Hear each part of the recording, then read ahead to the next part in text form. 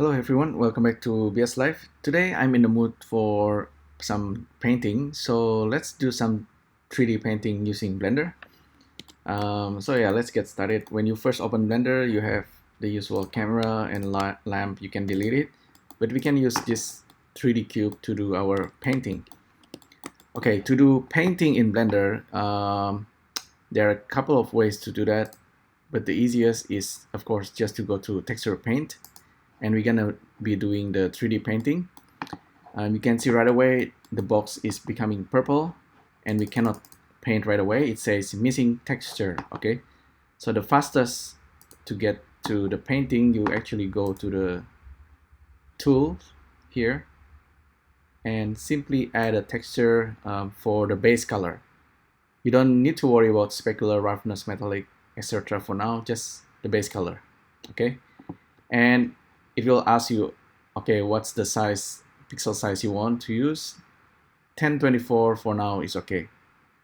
So yeah, just hit okay.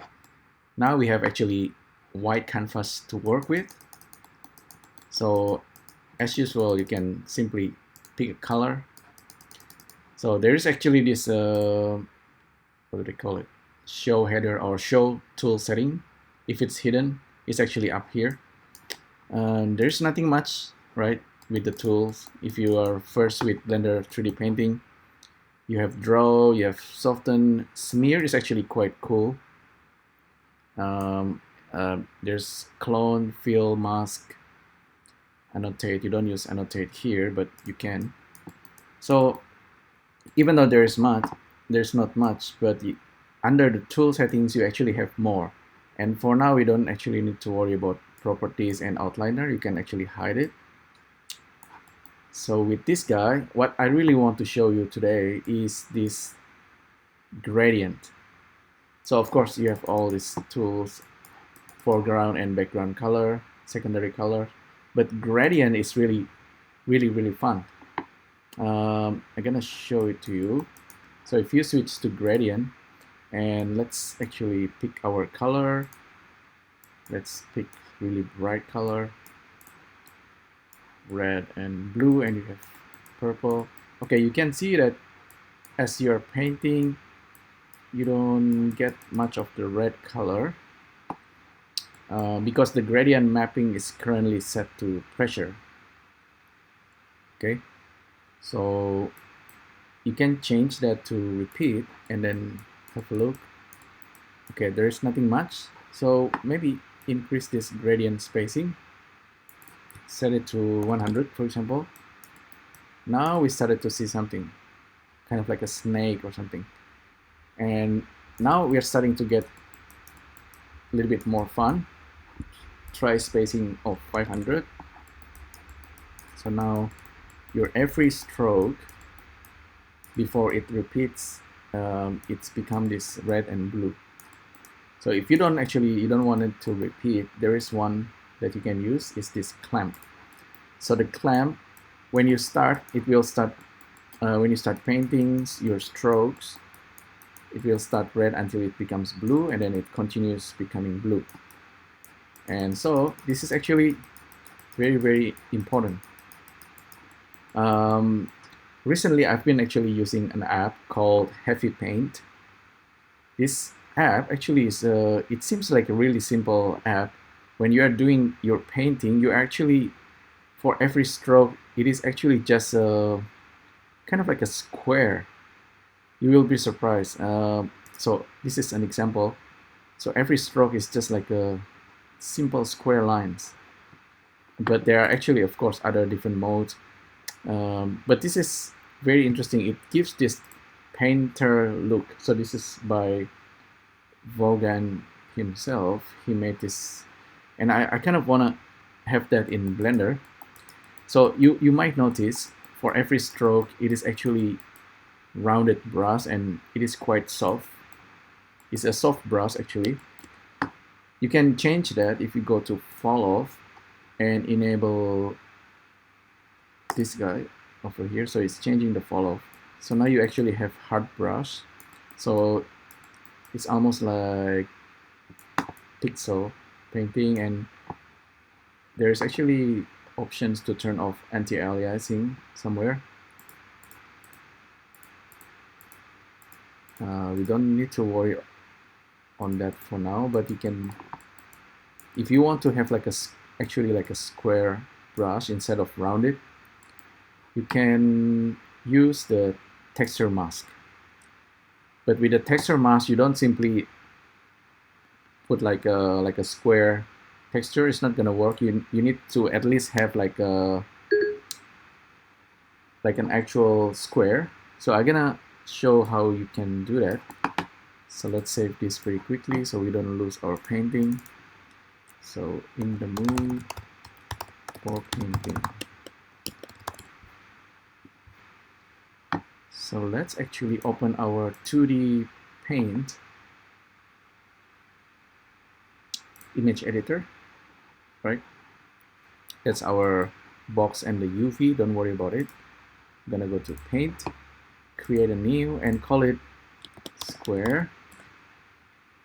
And this guy can be just black. Okay, so we have black canvas and we're gonna paint square on top of it. So we have a similar tool. So this is the 2D mode of painting in Blender. We're gonna switch to color and just pick a white color, and you can paint a square. You don't need to be really precise as long as we have square inside this square canvas. So don't fill everything with white, just we need something for our alpha. You can use this fill, yeah, and then there's extra pixel. If you want to be more fancy, you can of course use like a jitter, maybe randomize, yeah, but that's a little bit too much, a little bit too big. Maybe make this smaller. Yeah, if you want that kind of result, don't worry about it for now. So remove the jitter. So let's save this as our custom brush. So I already have something there. Square. This is the one I draw by hand. Can be more precise. So what do we do next? We can start painting with our alpha. This is how we do it, okay? We go back to this guy. It's go to texture mask, create a new, and then when you create a new texture here, texture slot, you actually assign it over here, okay?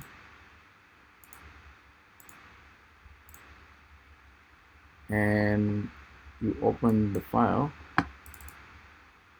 use our square, okay? This should update. Now we can start painting with square. Not yet, because by default it's tiled, it's set to tile. Switch this to view plane, I believe, view plane. And then turn on rake. So depending on your brush, it will actually follow the brush. Now you can see it is actually more square. So yeah, okay, like I said, you can be more precise over here. So file, save. Let's do this again. Image, new, okay, and alright, so let's do this properly. Maybe this guy already assigned alpha, okay. Get rid of the alpha for now. We want to draw a proper line.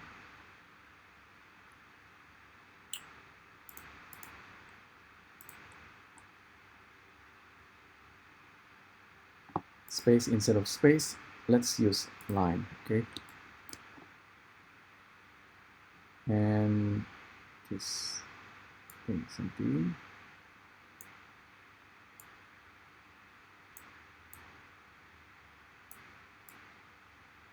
We have a bit of rounded square, but that's okay. Fill this. and then paint the rest. Switch back to space, fill this up, image, save as better square. This is for our alpha. In fact, you can actually just grab something online, like any alpha brush that you can have. Normally you use it maybe in Photoshop or other 3D package. So now we can actually hide this. We don't need to see it. Let's go back to our 3D painting and use the texture mask. Once again, create new, open, custom, get our square. It's gonna refresh, and then now we can start painting. This is more fun. Of course, like I said, we need to use gradient, and now it's starting to feel more interesting and fun. You can change the brush size. If you actually have Wacom or maybe just the iPad and Apple Pencil, you can use the pressure sensitive stylus. You can do a little bit more. Let's see. So file, save as. We have our setting. You can change the gradient color. We don't have a way to save the color, but we can use the color palette. We cannot save the gradient, but we can save the color. So if you have color like green, you can save the green. You have this color pink, save the pink color, and then with the gradient here, for here, you just drag and drop it. So that's handy. If you want like a kind of like a spectrum color, you can, instead of using RGB, use the HSV. You have like a rainbow color. Okay, so painting on the cube is not so much fun. So maybe we can use something. We can use another 3D model. If you don't forget, save all image. So save your image after you're done painting. Otherwise, you might end up losing everything. Just in case, to double check, I will go to image editor and check our material based color. Okay, so this is the actual 2D that's get projected to the 3D model. Okay, so you can use the square. Okay, if you go back to object modes and then you cannot see the texture, turn on the texture on the view. Okay, you can use matcap and all that, all the fancy stuff, but don't worry about that for now. Go back to studio. You can have like something that's more flat. Don't worry. We're gonna use maybe something more fun. I will use this Smithsonian 3D scan from Sketchfab. You can actually download this. It's like a wide canvas of really this gigantic mammoth skeleton. So you just hit download, right? Where is the download free models? Download as GLTF. You can choose the original or the one that's auto-converted by Sketchfab. I'm gonna delete this guy. File, import GLB or GLTF, and go under downloads. We have our Mammoth. This is the one I already painted. This is the original. Let's just open it. So by default, it's probably quite large, and it has the normal and other texture. So this guy is too large, right? It's too big. It's like 5,000 meters. We want to scale it. So just scale this to 0.001, and then go to View, Frame Selected. So this is how you prepare your canvas for 3D painting. You can go to the front view, but don't worry for now. Just hit G to grab the object, or just move it using this tool. Put it on the floor. File, save as, save the blend. Now we have this guy, already have texture, and you can start painting if you like. But I'm gonna create a new material. Let's call it Mammoth. File, save. Now again, go back to texture painting. We already have our brush ready. What we don't have, of course, is the texture material. So create another base color for our Mammoth. Hit OK. Now we have our blank canvas. By default, of course, it's painting just a single color. This is actually pretty fast. That's cool, but I like to use our new gradient tool. Right, so we can paint this rainbow spectrum color on our Mammoth. It's probably too much of rainbow. Maybe this Mammoth is going to Mardi Gras, but this is actually really quite fun. And I often say this, it can be quite meditative. If you like doing this kind of thing, play some relaxing music and give yourself like 1 hour of painting session. You can actually just spend hours just doing this, and you end up with an artwork. So file, save. Again, don't forget to save your image. Save all images. By default, it's gonna save it maybe on the desktop, because I save my blend on the desktop. Yeah, I think it's saving it on the desktop. Or just to be sure, with our Mammoth. Okay, this guy, image, save as, save it in the proper place. Mammoth base color, save. Okay, cool. Okay, so what else can we do here? By the way, with the texture mask, sometimes it's also loading it into this texture. You need to turn it off manually. We have a couple of ways. So we actually have random. If you turn on random and then offset it by a little bit, resize it, actually, yeah, you can have something that's a little bit more random and more natural. So this is actually quite interesting. If I use my own another texture that's a little bit more advanced, so if I create a new texture here, it's texture number 2, and I grab my own custom brush. There's this one that I made last night, and there's also another one over here. So this is actually my favorite. You can also turn on jitter, and you have something that's really more like a natural brush. It's pretty cool, right? You can actually, instead of using hard brush, you can have it more natural, like just like something soft around it. But I like to use hard brush for now. There's option like for symmetry. If your model is symmetrical, you can turn on symmetry, and it's gonna try to make symmetry.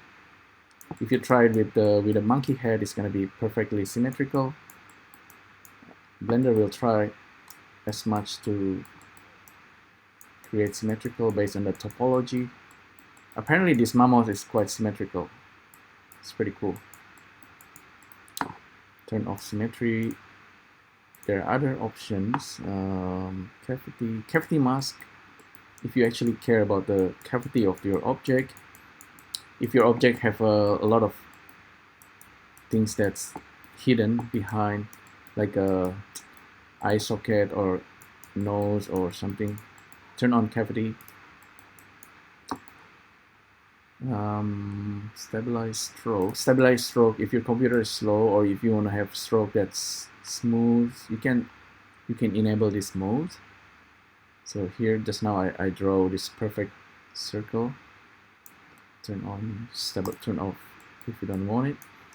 Jitter, yeah, turn on jitter, and you can like point stand splatter, a lot of paint. So okay, so far we only probably painting only the base color. Don't forget you can also use to paint the roughness, the metallic of this guy. Normally this is like black and white or grayscale only. There's also normal and bump. That will add a lot to your model. Okay, so if you're tired with this gradient color, let's try different color. Something green and yellow. And let's paint on this part of the mammoth. Try single stroke. There we go. Single stroke. Very nice.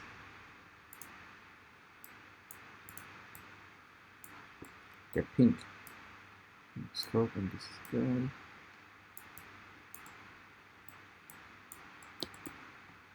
Don't forget this gradient spacing is really, so it's depending on the actual model.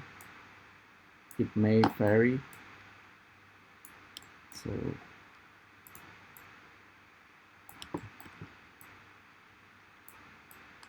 So in this case, of course, this is like 500 pixel maybe. So you have that nice gradient. Maybe different color for the leg.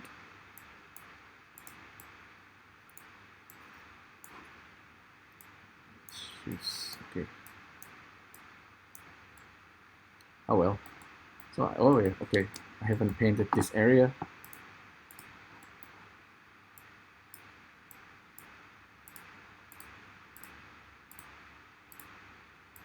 There's a clockwise or counterclockwise with the HSV, so that's pretty cool.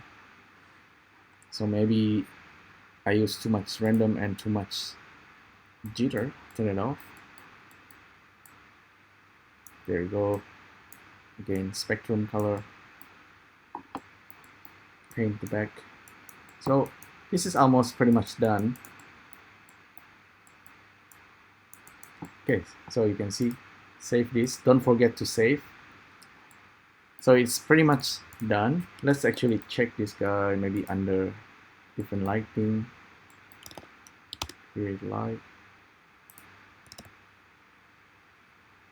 Okay, you can actually check this with the cavity and shadow. This is the real-time review. If you're quite happy with this, maybe apply the scale, Control A, apply the transform so it's zero out.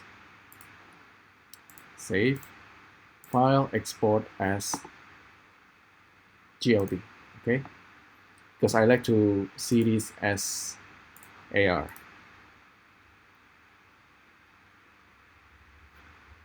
Export, and you're gonna use Reality Compose, Reality Converter.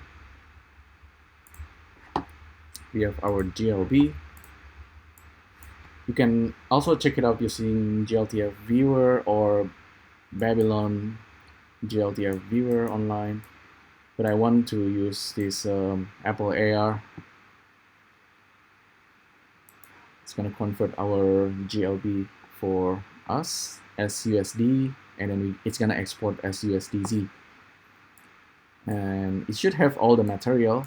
We only have the base texture, right? Nothing fancy. We don't have like roughness, etc. But we can check this character in different environment.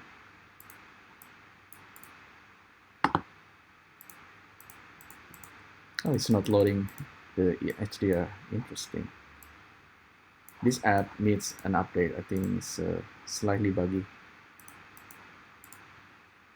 So base color, something really cool. I mean, if you plug this into the metallic, the roughness, just the clear coat is actually quite important here for realistic look. You don't see any changes because this app is currently buggy, but if you export it as USDZ and bring it back, okay, save this, and then close and re-import the USDZ. Now that it is a USDZ, you can export this, you can airdrop it into your iPhone or iPad, and you can see your painting. So now it has some kind of glossiness and clear material.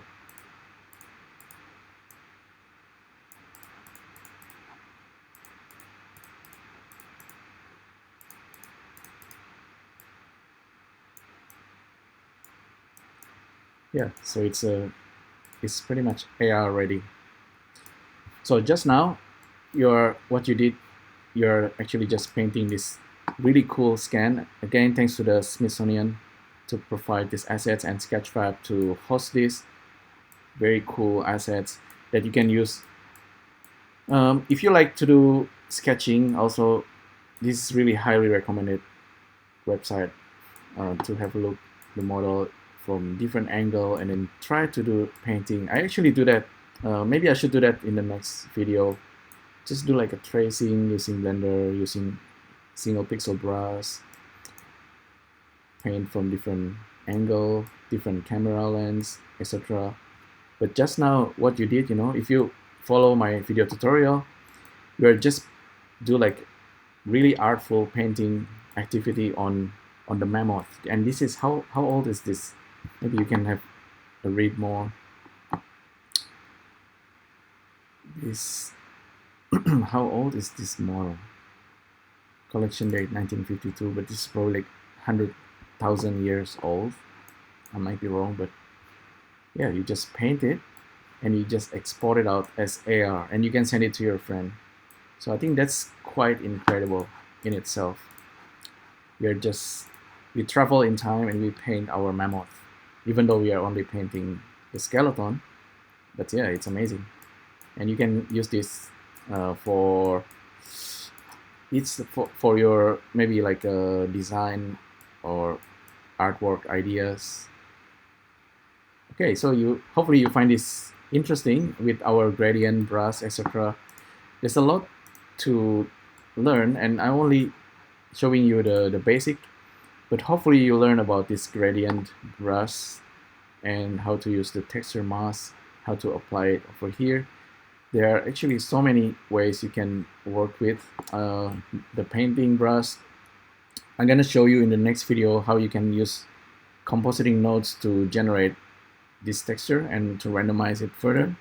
But thanks again for tuning in. Hopefully this is useful, and I'll see you next time. Thank you. Bye.